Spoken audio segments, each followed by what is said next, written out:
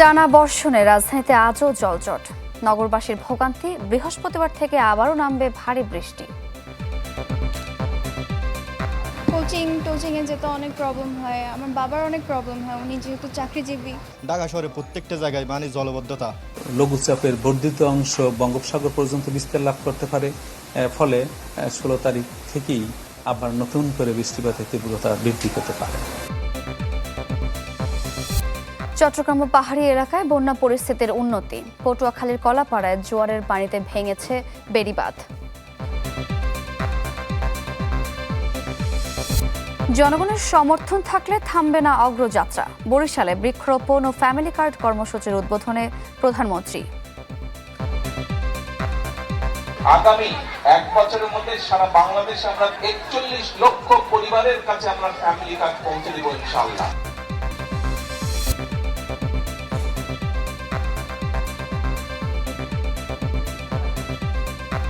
আমন্ত্রণ চ্যানেল 24 এর দুপুর 1টার খবরে শুনছিলেন সিলন ফ্যামিলি ব্লেন্ডের সংবাদ শিরোনাম। আপনাদের সাথে আছি আমি সারিকা তাবাসসুম। টানা বর্ষণে আজও জলাবদ্ধতার সৃষ্টি হয়েছে রাজধানীর বিভিন্ন এলাকায়। প্রধান সড়কে পানি জমেছে কোথাও কোথাও, এতে ভোগান্তি বেড়েছে নগরবাসীর।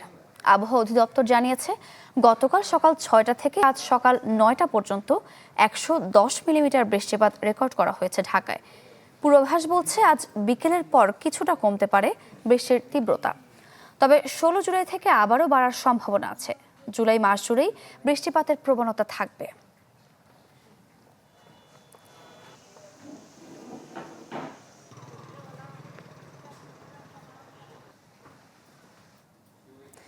চলে যাব রাজধানী নিউ মার্কেট এলাকার পরিস্থিতি জানতে। আমাদের সঙ্গে যুক্ত হচ্ছেন সহকর্মী ইমতিয়াজ মাহমুদ। ইমতিয়াজ, দেখতেই পাচ্ছি জলাবদ্ধতার সৃষ্টি হয়েছে। পানি নিষ্কাশনে সিটি কর্পোরেশনের কোনো উদ্যোগ দেখা গেছে কিনা?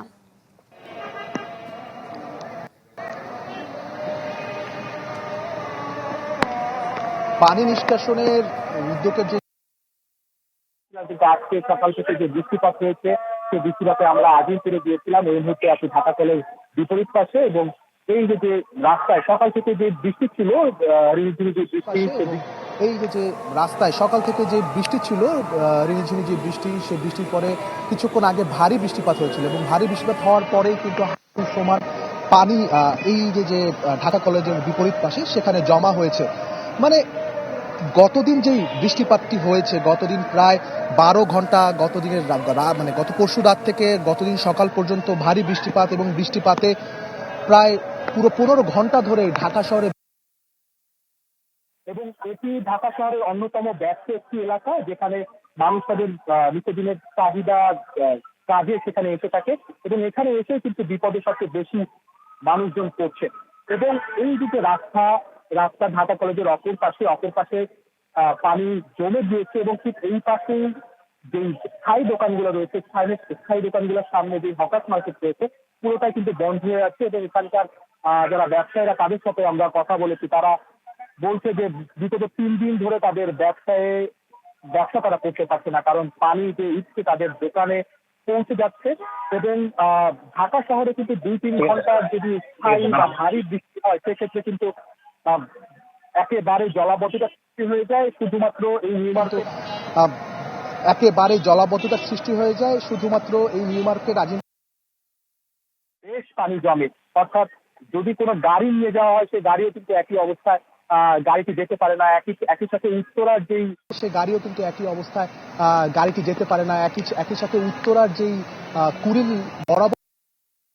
এখন পর্যন্ত আবহাওয়া অফিস থেকে যতটুকু তথ্য আমরা পেয়েছি, ঢাকা শহরে বিগত 24 ঘন্টা 110 মিলিমিটার বৃষ্টিপাত হয়েছে। সকাল থেকে 13 মিলিমিটার বৃষ্টিপাত হয়েছে সকাল 6টা থেকে 9টা পর্যন্ত। এবং এতে এই অবস্থা, মানুষজন বলছে কবে তারা পাবেন এখান থেকে স্থায়ী সমাধান। সারিকা। ইমতিয়াজ, ধন্যবাদ আপনাকে। নিউ মার্কেট থেকে জলাবদ্ধতার খবর জানছিলাম।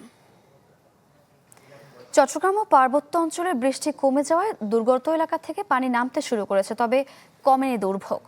সংকট আছে ত্রাণের। চট্টগ্রামের সাতকানিয়া সহ বিভিন্ন এলাকায় বৃষ্টি কমে যাওয়ায় পানি নামছে। বান্দরবানের 5 শতাধিক এলাকা থেকে পানি নেমেছে। সাঙ্গু ও মাতামুহুরী নদীর পানিও বিপদসীমার নিচ দিয়ে বইছে। দুর্গত এলাকায় শুরু হয়েছে যান চলাচল। বন্যা পরিস্থিতির উন্নতি হচ্ছে রাঙামাটি ও খাগড়াছড়িতেও। উন্নতির দিকে মৌলভীবাজারের নিম্নাঞ্চল ও হাওড়া অঞ্চলের বন্যা পরিস্থিতি। সুনামগঞ্জে বাড়ছে নদীর পানি। স্বল্পমেয়াদী বন্যার সংখ্যা দেখা দিয়েছে নিম্নাঞ্চলে। থেমে থেমে বৃষ্টির কারণে গাজীপুর সহ বিভিন্ন এলাকায় জলাবদ্ধতার সৃষ্টি হয়েছে। পটুয়াখালীর কলাপাড়ার সদরপুর গ্রামে ভারী বৃষ্টি ও জোয়ারের পানির চাপে ভেঙে গেছে বেড়িবাঁধ। সাতকানিয়া বন্যা কবলিত মানুষ এখন অনেক পানিবন্দী অবস্থায় আছে। সব পলিয়ে গেছে, বাড়িঘর ডুবে গেছে। খাবার পানি নিয়ে ধোয়ার পানি নিয়ে খুবই কষ্টকরের মধ্যে আমরা পড়ে গেছি। পানি যে টানছে টানা পরে হাঁটা চলা কষ্ট বাজে, ময়লা আবর্জনা। চট্টগ্রামের সাতকানিয়ার পরিস্থিতি নিয়ে জানবো। আমাদের সঙ্গে যুক্ত হচ্ছেন সহকর্মী রনি দত্ত। রনি, পরিস্থিতি উন্নতি হচ্ছে কিন্তু জনদুর্ভোগ কিংবা ক্ষয়ক্ষতির চিহ্ন তো এখনো সেরে ওঠেনি। স্থানীয় কিংবা প্রশাসনের পক্ষ থেকে কি জানানো হয়েছে?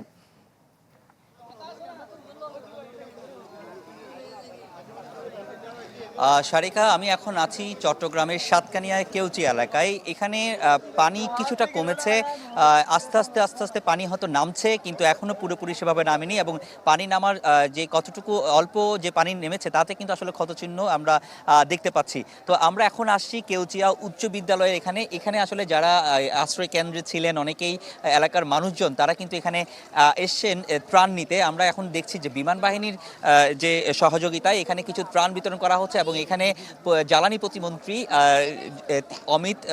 অনিন্দ ইসলাম অমিত তিনি এসছেন।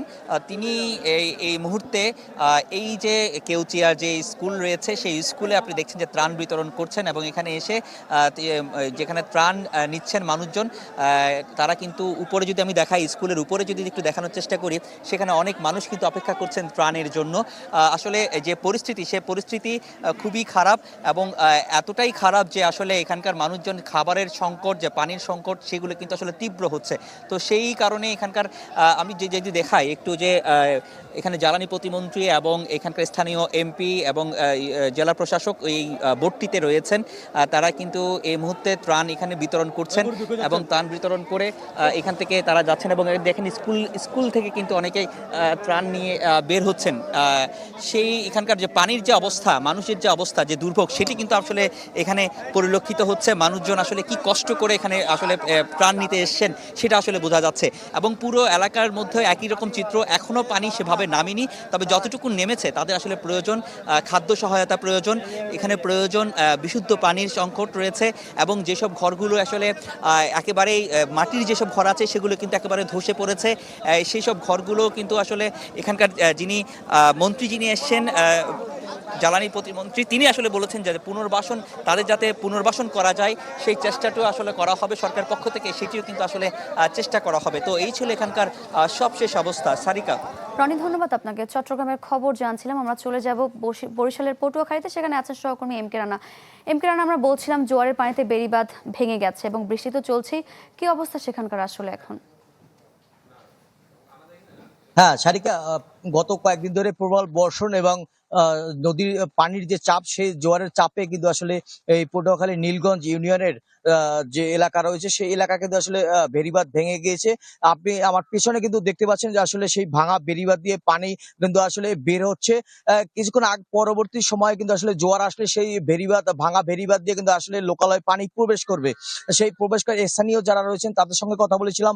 তাদের যে মাছের ঘের, বসত বাড়ি এবং এখানে শিক্ষা প্রতিষ্ঠান রয়েছে, সেই প্রতিষ্ঠান নিয়েও কিন্তু তারা ভোগান্তির মধ্যে রয়েছেন। তারা আশঙ্কা করছেন বাকি যে অংশটুকু আছে সেটুকু যদি ভেঙে যায় তাহলে কিন্তু তারা খুব বিপদে পড়বেন। এবং এ ব্যাপারে কথা বলেছিলাম পানি উন্নয়ন বোর্ডের সঙ্গে। তারা যেমনটি বলছিলেন যে আসলে তারা বিভিন্ন জায়গায়, পটুয়াখালী জেলার বিভিন্ন জায়গায় যে ভেড়িবাঁধগুলো ভেঙে গিয়েছে, তারা চেষ্টা করছে যত দ্রুত সম্ভব এই ভেড়িবাঁধ মেরামত করার। এছাড়া স্থানীয় যে কৃষির এখানে যে কলাপাড়া উপজেলার যে নীলগঞ্জ ইউনিয়ন, সেই ইউনিয়ন কিন্তু আসলে কৃষি সমৃদ্ধ যে এলাকা, এখানকার কৃষকরাও কিন্তু আসলে ভোগান্তিতে পড়েছেন। কারণ টানা বৃষ্টিতে তাদের যে ফসলের যে মাঠ, সেই মাঠ কিন্তু আসলে ফসলের গোড়া থেকে আসলে বৃষ্টির পানিতে মাটি ধুয়ে যাওয়ায় কিন্তু আসলে তারা সেই ফসলের গাছ মারা যাচ্ছে, ফলে কিন্তু তারা ক্ষতির আশঙ্কা করছেন। এছাড়া কথা বলছিলাম যারা বিক্রেতারা রয়েছেন তাদের সঙ্গে, তারা যেমনটি বলছিলেন যে এই টানা বর্ষণ যদি অব্যাহত থাকে তাহলে তাদের যে সবজির যে দাম সেটি কিন্তু বৃদ্ধি হওয়ার একটা শঙ্কা রয়েছে পটুয়াখালী জেলায়। এছাড়া এখানকার যারা কৃষক রয়েছেন তারা যে আমন ধানের যে বীজ রয়েছে সেটিগুলো কিন্তু নষ্ট হওয়ার শঙ্কায় রয়েছেন এখানকার কৃষকরা। কারণ এই বেড়িবাঁধটি ভেঙে গেলে এখানকার এখানকার যে 7 থেকে 8টি গ্রাম যে রয়েছে সেই গ্রাম কিন্তু আসলে প্লাবিত হওয়ার সংখ্যায় রয়েছেন। এখানকার যে স্থানীয় যে মানুষজন রয়েছেন তারা এছাড়া সারিকা আরেকটু যদি জানিয়ে রাখি, এই টানা বর্ষণ এবং সামনে যে অমাবস্যার জোর রয়েছে সেই জোর যে পানির চাপ রয়েছে সেই চাপ কিন্তু আসলে এই ভেরিবাঁধ সইতে পারবে না, কারণ পরবর্তীতে এই এখানকার ভেরিবাঁধ ভেঙে লোকালয় প্লাবিত হওয়ার শঙ্কা করছেন গ্রামবাসীরা। আরো আশঙ্কা করছেন শুধু এখানেই নাই, সামনে আরো নবীনপুর রয়েছেন, সেখানেও কিন্তু বেশ কয়েকটি জায়গায় ভেরিবাঁধ ভাঙার শঙ্কা রয়েছে। সারিকা, এই ছিল পটুয়াখালী থেকে সর্বশেষ। ধন্যবাদ আপনাকে। বরিশাল এবং চট্টগ্রাম থেকে যুক্ত হয়েছিলেন আমাদের সহকর্মীরা। দেশের মানুষের সমর্থন ফ্যামিলি কার্ড কর্মসূচি পর্যায়ক্রমে সারা দেশে ছড়িয়ে দেওয়া হবে। বরিশালে এই বিষয়ে কথা বলেছেন প্রধানমন্ত্রী তারেক রহমান। বলেন, যতদিন জনগণের সমর্থন বিএনপির সঙ্গে থাকবে ততদিন কোনো বাধাই অগ্রযাত্রা থামাতে পারবে না। এর আগে গৌরনদীতে বৃক্ষরোপণ কর্মসূচির উদ্বোধন করেন সরকার প্রধান। আহ্বান জানান সবাইকে বেশি করে গাছ লাগানোর। বিকেলে জেলা শিল্পকলা একাডেমিকে মতবিনিময় শেষে সন্ধ্যায় ঢাকা ফেরার কথা রয়েছে তার।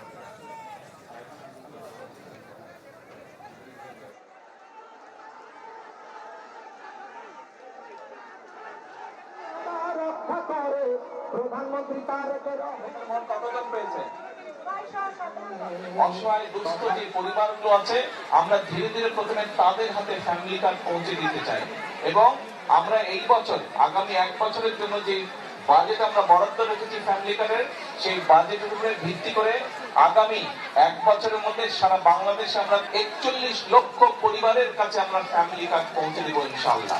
সেই হিসাবে এটা আগামী বছর, তারপরে আরো 4 বছর থাকবে, এইভাবে আগামী 5 বছরে ধীরে ধীরে সকল পরিবারের কাছে আমরা যাওয়ার চেষ্টা করবো ইনশাআল্লাহ। প্রধানমন্ত্রী বরিশাল সফরের খবর আরও জানবো। আমাদের সঙ্গে যুক্ত হচ্ছেন সহকর্মী শাহনাজ বাবলু। বাবলু, ফ্যামিলি কার্ড এবং বৃক্ষরোপণ কর্মসূচির কথা বলছিলাম, আর কি কর্মসূচি রয়েছে? যেহেতু আজই ফিরবেন ঢাকাতে প্রধানমন্ত্রী, জানাবেন আজকের খবরাখবর বিস্তারিত।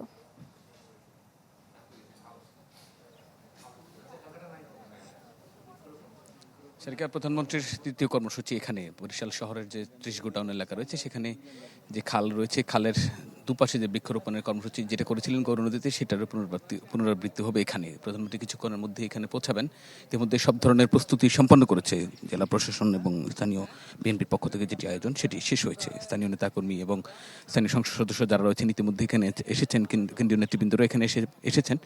কিছুক্ষণ পর প্রধানমন্ত্রী আসবেন। ইতিমধ্যে 2টি স্থানে তিনি বক্তব্য রেখেছেন। বক্তব্যে বেশ কয়েকটি বিষয় উল্লেখ করেছেন তিনি। জলবায়ু মোকাবিলায় বাংলাদেশের যে বৈরী পরিস্থিতি সেটি সচেতনতায় বৃক্ষরোপণের তাগিদ দিয়েছেন। তিনি বলেছেন তার যে ভাবনার কথা, আগামী 1 বছরে প্রায় সারা দেশে 41 লাখ, 5 বছরে 25 কোটি গাছ লাগানোর পরিকল্পনার কথা তিনি জানিয়েছেন। বলেছেন যে দেশটা রক্ষার করার দায়িত্ব সবারই এবং সবাই মিলে দেশকে রক্ষা করতে হবে। তিনি উন্নত বিশ্বের উদাহরণ টেনেছেন, তারা কিভাবে তাদের দেশ এবং পরিবেশ রক্ষায় দেশের মানুষ কিভাবে ভূমিকা রাখে সেই বিষয়গুলোর তাগিদ দিয়েছেন তিনি। পরবর্তীতে তিনি আরেকটি ফ্যামিলি কার্ডের বিতরণ করার পর যে উপকারভোগী রয়েছে তাদের সঙ্গে মত বিনিময় করেছেন এবং সেখানে বক্তব্য রেখেছেন। সেখানে তিনি তার পরিকল্পনার কথার পাশাপাশি বলেছেন বিএনপি সরকার সবসময় জনবান্ধব সরকার, জনগণের কথা চিন্তা করেই তার দেশ পরিচালনা করছেন তারা। এবং তিনি একটি কথা বলেছেন, সকল ধর্মের মানুষ যাতে নিরাপদে থাকতে পারে, সকল ধর্মের মানুষ যাতে নির্বিঘ্নে একসাথে বসবাস করতে পারে, ঐক্যবদ্ধভাবে বসবাস করতে পারে। সরকারের যে ভাবনা যে সবার আগে বাংলাদেশের যে স্লোগান সেটি যাতে ঐক্যবদ্ধভাবে সম্পন্ন করা যায় সেই বিষয়ে সবার সমর্থন চেয়েছেন। বিশেষ করে নারীদের কথা তিনি বলেছেন। তিনি উদাহরণ টেনে বলেছেন নারীরা দেশে প্রায় অধিকাংশই নারী, এবং তারা যাতে শিক্ষার পাশাপাশি অর্থনৈতিকভাবে স্বাবলম্বী হয় সেই জন্য তিনি অর্থনীতির বিষয়ে জোর দিয়েছেন এবং ফ্যামিলি কার্ডের কথা বলেছেন। সর্বোপরি এখানকার স্থানীয় মানুষ যে প্রত্যাশা করছেন দীর্ঘদিন পর প্রধানমন্ত্রীর সফরে দক্ষিণাঞ্চলের মানুষের যে অবহেলিত বঞ্চনার যে শিকার এবং যে মেগা প্রকল্পগুলো এখনো বাকি আছে সেই প্রকল্পগুলোর কাজ অতি দ্রুতই শুরু হবে প্রধানমন্ত্রীর সফরের মধ্য দিয়ে। সারিকা। বাবলু, ধন্যবাদ আপনাকে। প্রধানমন্ত্রী বরিশাল সফরের খবর জানছিলাম। টানা বৃষ্টিতে কুমিল্লার বিভিন্ন এলাকায়ও জলাবদ্ধতার সৃষ্টি হয়েছে। এবারে আমরা কুমিল্লার খবর জানবো। আমাদের সঙ্গে যুক্ত হচ্ছেন সহকর্মী জাহিদুর রহমান। জাহিদ, জলাবদ্ধতার সৃষ্টি হয়েছে, জনদুর্ভোগ তো রয়েছে, জনদুর্ভোগ সেই উঠতে কোনো উদ্যোগ নেওয়া হচ্ছে কিনা সার্বিক পরিস্থিতি নিয়ে জানাবেন।